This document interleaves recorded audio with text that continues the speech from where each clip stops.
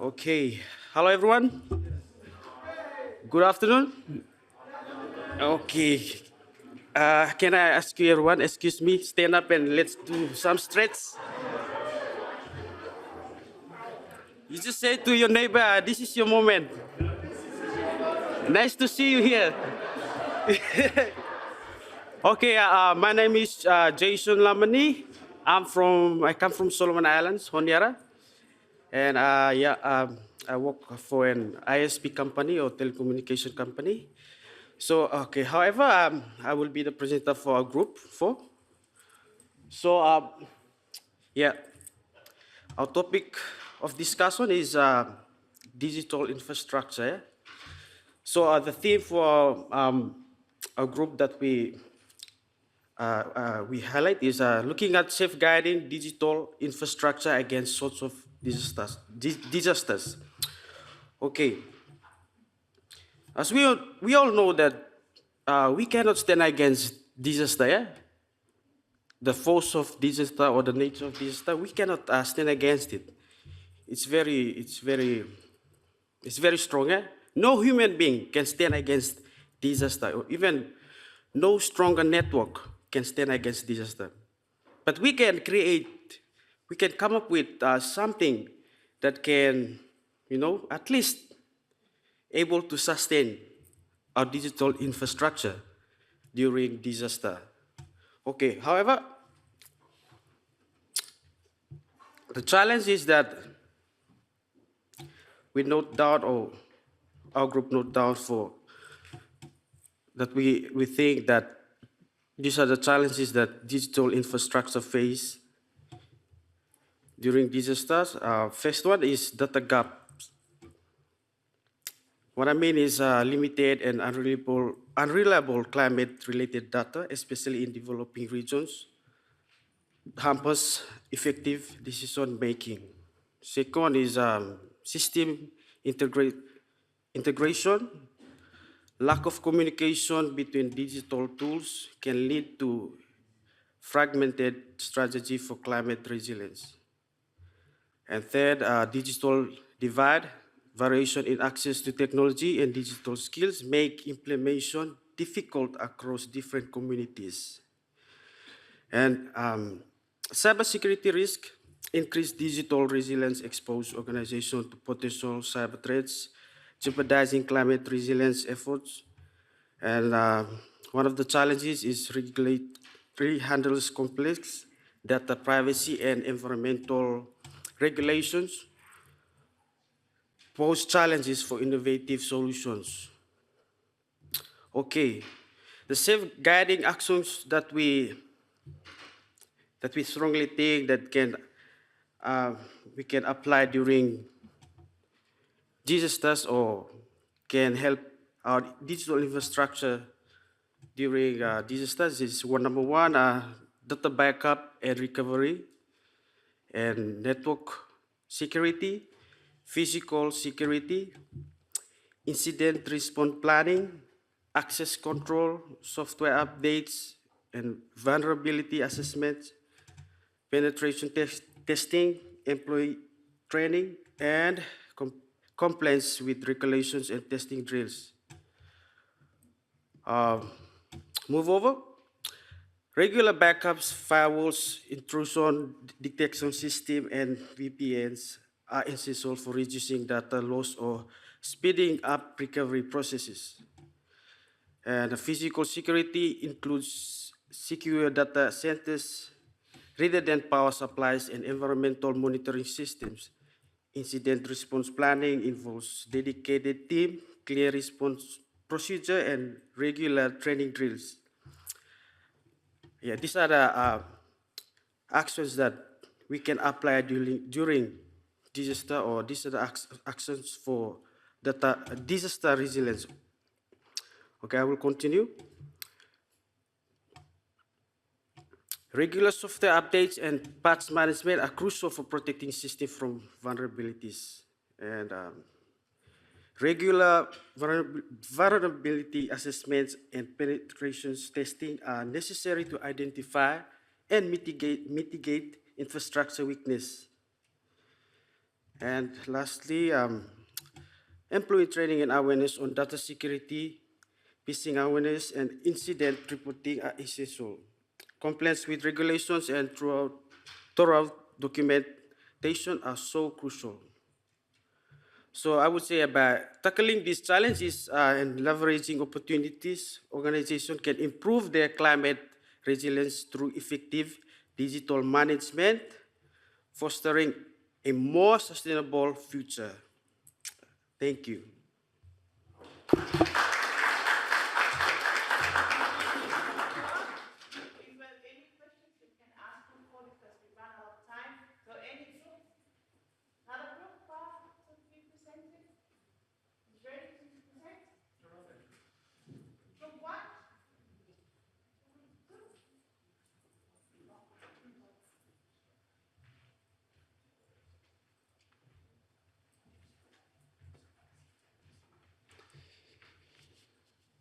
Thank you. And Sean Lyons from NetSafe New Zealand and my colleague. Just need to start with a quick complaint about the undemocratic process that Survey installed for getting the speakers up here. So I just want that noted to begin with, but here we are nonetheless. So we were also digital infrastructure and development. Talk about the challenges and the solutions. That the main conversation around the challenges was in the placement, the sustainability, the repair and upkeep of the physical infrastructure that provides the connectivity in spaces. People talked about how we maintain a return on investment in that infrastructure, towers, and that kind of investment. Is that ever really a profitable model where we talk about organisations investing, ISPs or others investing in getting that infrastructure in, and then with the idea that it pays them back over time? Does that ever really pay them back? And therefore, is it really a useful model to look at it as a potentially one day profitable model? A lot of that because of things like power. How do you ensure that there's power there as well? Where are the geographic locations that are required to do it? So those are some of the challenges that were identified. In terms of the opportunities, there's a lot of talk about satellite communication, about Starlink, and how that may well be a way in and of itself to get around some of those issues, but also discussions about the kind of idea of micro or community-based networks to provide infrastructure close to where people are and where people are using them. So the idea of running fibers between locations, and then potentially how individual locations, schools or places within the community could then be able to be an access point, provide access for the community. And sort of two models were talked about in that. One, a kind of micro commercial model, the idea that some people could become localized ISPs in those spaces and provide that connectivity, versus a more sort of community focused model for providing that connectivity. Yeah, so from our group, way forward is looking at the community model. How can the community build infrastructure and sustain it? The other one is looking at the resilience of the infrastructure. What do we need to address and how do we address them? Whether it's through insurance or the availability of resources, given that in an emergency, some of the resources that might have been damaged, how do we facilitate? Do we need to have supply in country in terms of what thresholds of those supply needs to be present in country? Working with the government in terms of private sector, public-private partnerships in terms of how do we share the load in terms of facilitating sustainable communication through infrastructure development sharing. Also, how do we facilitate or address the need for newer technology, and what skill sets do we need to propose in terms of the academic circle for future technology changes? And also, where do we look at in terms of the community model and the nation-to-nation approaches in terms of the diaspora of those economies? How do we address investments from external partners to sustain local development? And then looking at ways of influencing the bigger players like Google, Facebook, X and other various cloud providers that could provide services in the Pacific in terms of sustainability of data management and resource facilitation. And on the final note, how can we utilize the Universal Access Fund approach in terms of incentivizing elements of funding in terms of digital products and digital services that we provide. So I think these are some of our approaches in terms of the way forward. If there's questions, we will happy to answer for those on a cup of tea.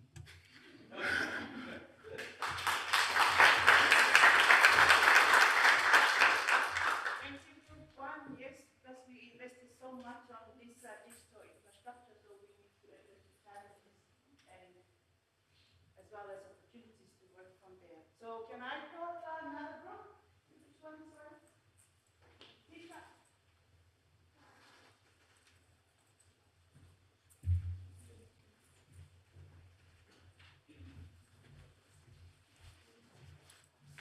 So our group discussed digital inclusion and capacity building, and I'm just a backup for my presenter here.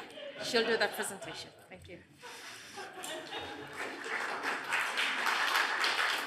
Thank you, Letty. The resounding issue that was discussed within the group was that we have a lack of academics in the region, and also externally as well. It's difficult to find academics in specific areas that we would like to, go into, so like AI and stuff like that. One of the issues is that how do we leverage, well, if there's an existing expert in that area, how do we leverage them to come into a small Pacific Island country to teach us stuff that we would like to know that will help us to, build our capacity. One of the solutions that we see is that we should include ICT lessons in the school curriculums.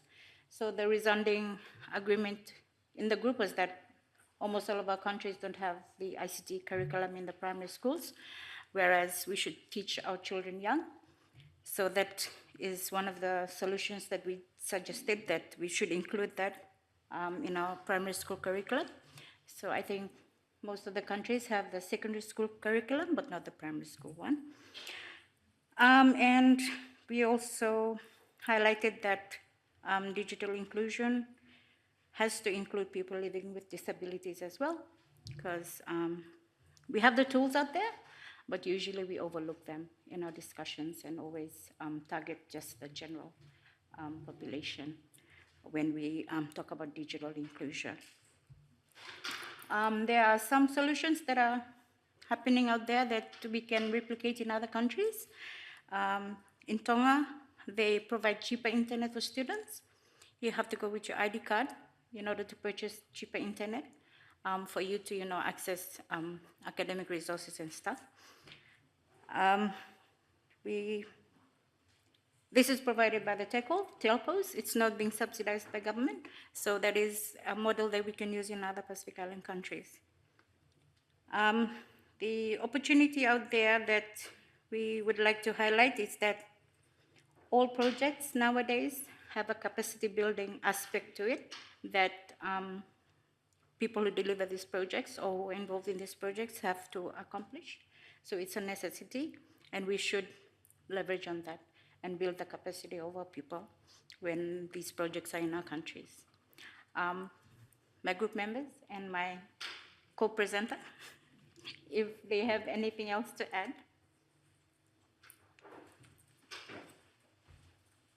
Anyone else can add? I think we're fine. If you have questions, again, please see us over coffee. Thank you.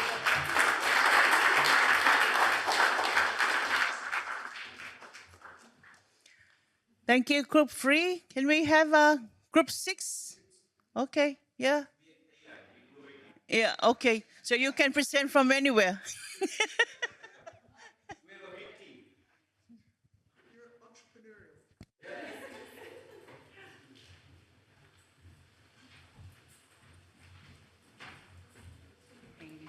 Good afternoon. My name is Lenora Leota, and I'm with Blue Wave Wireless from Samoa. Our group is discussing AI innovation and entrepreneurship today. I'm just going to highlight some of the things that we agree on that AI will be a great enhancer, will be good in terms of fields such as climate change, climate resilience, climate preparedness, if our people are aware ahead of time and be prepared to on whatever they need to, they can then have enough time to prepare and have a redundancy should there be a natural catastrophe. The same can work in terms of learning tools and training. With work that we have with Code Avengers, we've collected enough data to tap into the traits of kids from ages 10 to 16 on how they've learned and their abilities in terms of coding. So these are some of the few, and further to that, a few of my colleagues will discuss how AI can help improve our lives in a more meaningful way. The challenges, however, is predicated on the data that we collect. The influence and the enhancement that AI can provide us all depends on the data that we input. So these are some of the challenges that we have in terms of working with AI. Yeah. And I'll hand it to my colleague here who will add to the health sector and how AI can improve that. Pula, Walter from Fiji. I'll be talking about some of the stuff specifically for health sector.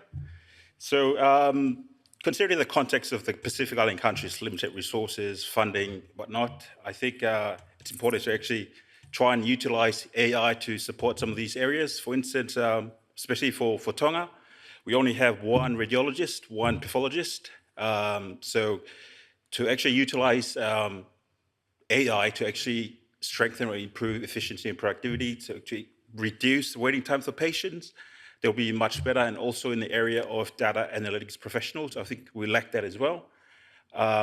We do have a habit of collecting a lot of data, but we don't actually use or analyze those data. So it'll be essential to actually utilize AI for that.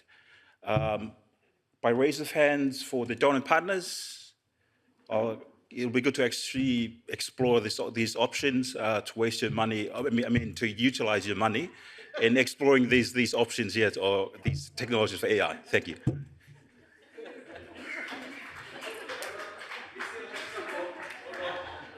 Sorry, this will be quick. During the discussion, we also discussed the positive sides of artificial intelligence, and then we also discussed the negative impacts of using artificial intelligence. So an interesting question that was posed was, will AI replace us in the workplace? And so a lot of discussion went into this, where we discussed that artificial intelligence will greatly increase efficiency and effectiveness in the workplace, but there is still a need for the human factor for artificial intelligence. And I think that was the issue covered. Thank you.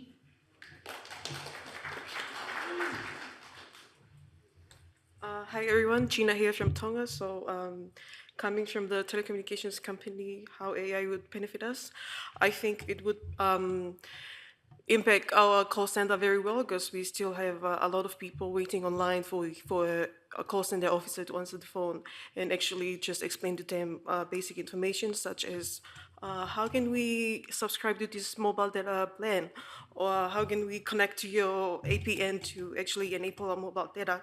So for me, I think AI will come into handy in that perspective.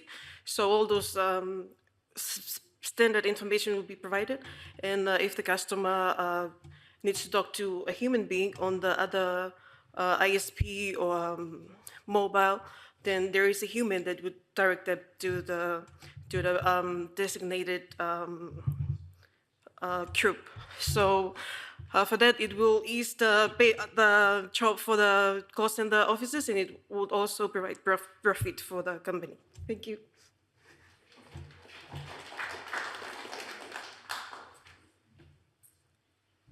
Hi all, Sonia here from Papua New Guinea. So obviously AI is a very hot topic right now. Coming from a telco industry, sorry, I'm speaking on behalf of a network engineer. So maybe other industries would have their own perception towards AI in their own subject areas.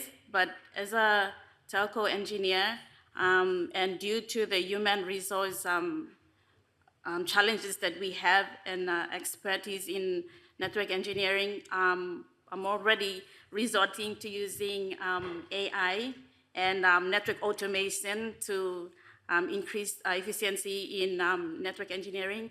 Also, I'm doing that for network failovers if there's any network outage, so I can just fail over the network.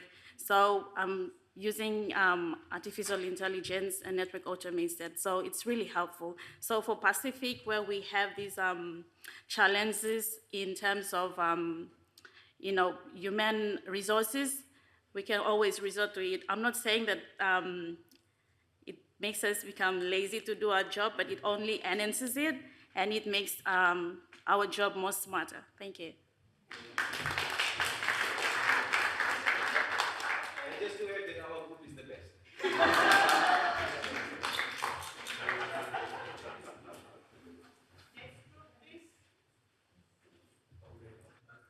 Thank you, Jonathan.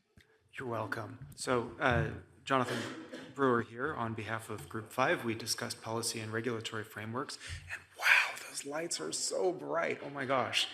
Oh. So, I represented Aotearoa.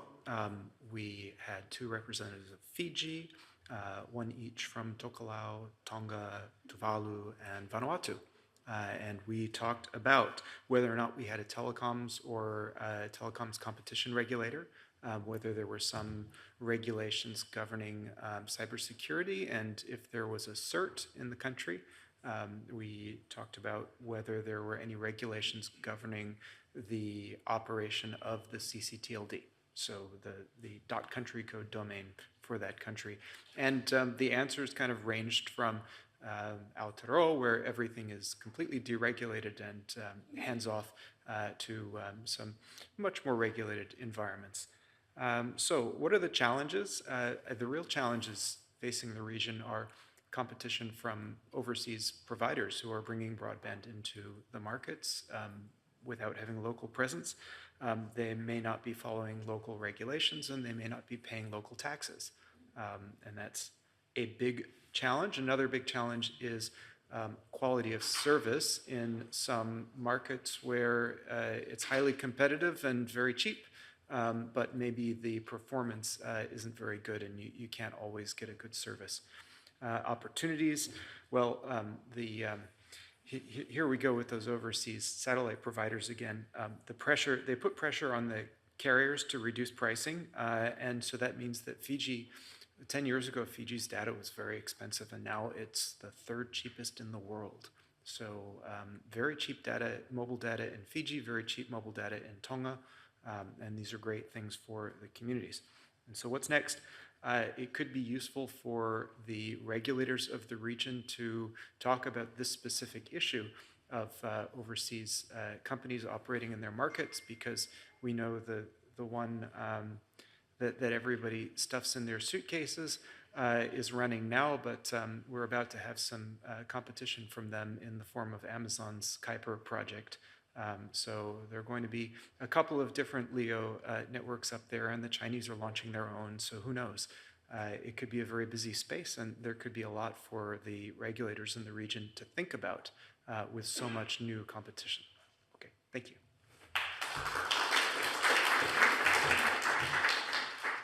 Thank you, Group 5. And the last one is Group 2.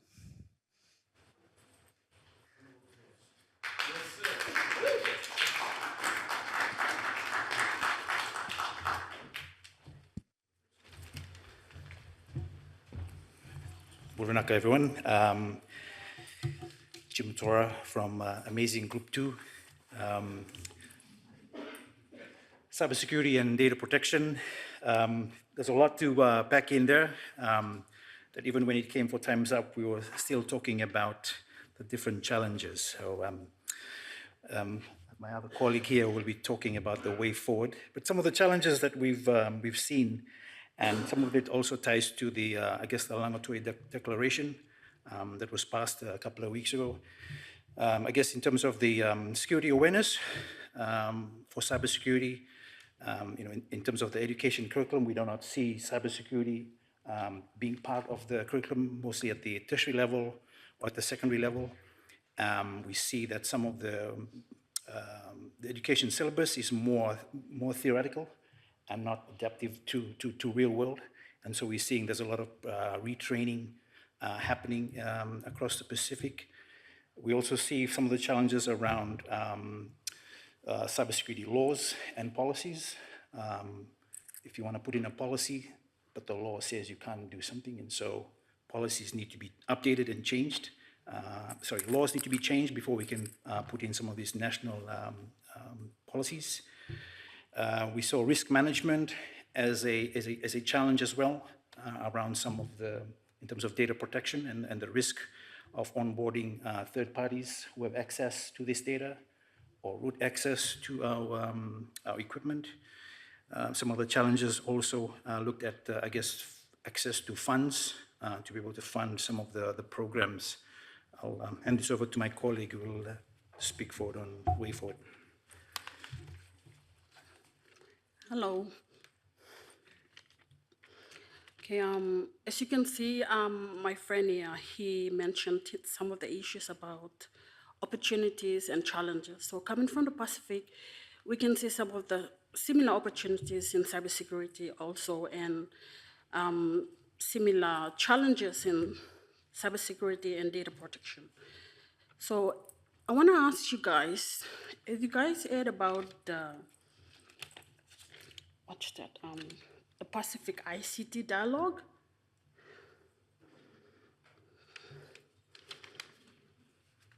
Smart Pacific One Voice. That's the term. Langatoi Declaration. No?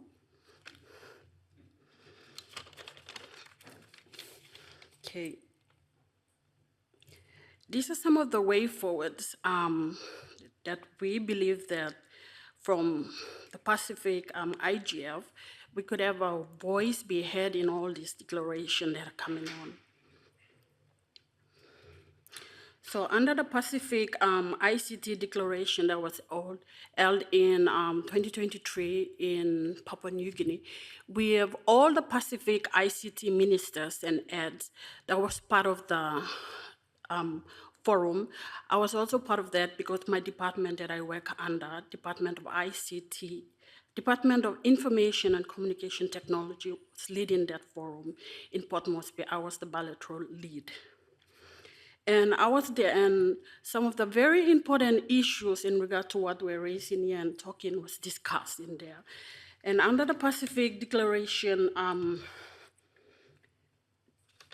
Pacific ICT Dialogue, that's the Langatoi Declaration on the Digital Transformation of Pacific. Langatoi is a traditional coastal vessel. So that kind of signifies the Pacific life that we have in regard to our seas. So under the Langatoi Declaration, we have identified 6 strategic pillars. That is online, you can have a look at that. And the 6 priority areas are, first one that kind of go in line with cybersecurity and data protection is priority 1 is digital transformation. Priority 4 is digital security and trust. Priority 5 is digital capacity building and skills development. So these are some of the things that we can include in data protection and cybersecurity. Also, the Pacific Islands Forum Secretariat, we could also have a say in there. If you know that you are in a position in either a government department or civil society or private sector, and you are part of this, Every time a policy is implemented or drafted, you could have just say, representing every one of us. So that's it. Thank you.